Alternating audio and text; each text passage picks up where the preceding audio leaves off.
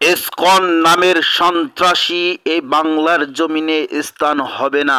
Advocate Saiful Islam ভাইয়ের হত্যার বিচার হবে ইনশাআল্লাহ এবং সমস্ত সন্ত্রাসী অপকর্ম দূর করতে হবে ইনশাআল্লাহ। এদেশের মুসলমান যদি একতা হওয়া শুরু করে, এদেশের মুসলমান যদি আন্দোলন করা শুরু করে, এই দেশ থেকে পালিয়ে যেতে বাধ্য হবে ইসকন নামক সন্ত্রাসী।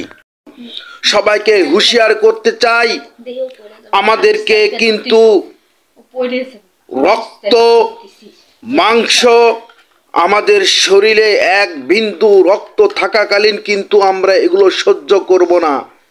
প্রিয় এলাকাবাসী, সবাই সোচ্চার হন, সবাই গড়ে উঠুন, গর্জে আওয়াজ তুলুন। কোনো সন্ত্রাসী, কোনো চাঁদাবাজি, লুটপাট এদেশের মাটিতে স্থান আর হবে না ইনশাআল্লাহ।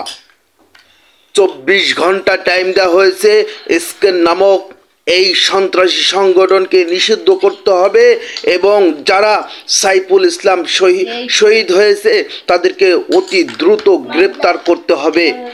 সবার একটাই দাবি, সাইফুল ইসলাম ভাইয়ের হত্যার বিচার চাই।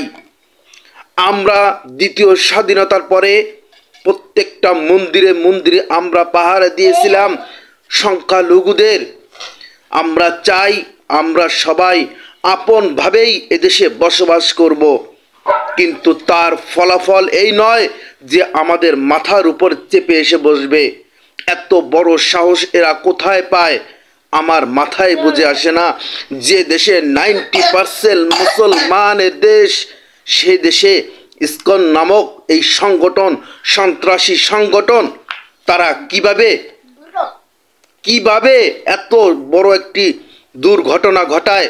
তারা আমাদের কলিজা, আমাদের আল্লাহর ঘর, মসজিদ তারা ভাঙচুর করে। আমরা এর দ্রুত বিচার চাই। বিচার যদি জনগণ করে তাহলে কিন্তু ইসকন নামক প্রত্যেকটা কিন্তু এদেশে বসবাস করতে পারবে না। আমরা সরকারকে আহ্বান করব অতি দ্রুত এই ইসকন নামক সন্ত্রাসী সংগঠনকে নিষিদ্ধ করতে হবে এবং যারা এই হত্যাকাণ্ডে জড়িত আছে তাদেরকে অতি দ্রুত কিন্তু গ্রেপ্তার করতে হবে। আর প্রত্যেকটা মুসলমানকে আমি একটি মেসেজ দিতে চাই, এ দেশ প্রত্যেকটা মানুষের দেশ, এই দেশে সবাই বসবাস করে শান্তিপ্রিয়ভাবে।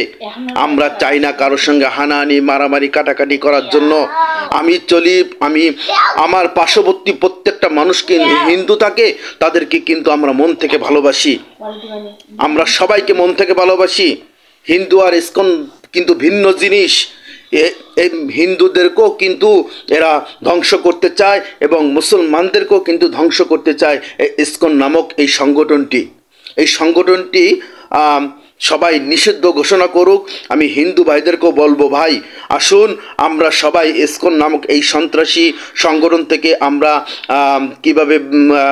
এই সংগঠন কিভাবে আমরা বাংলাদেশ থেকে বিতাড়িত করব, সবাই আন্দোলন গড়ে তুলুন। তা না হলে হিন্দুদেরও কিন্তু মারাত্মক সমস্যা হবে এবং তারাও কিন্তু বিপদে পড়বে।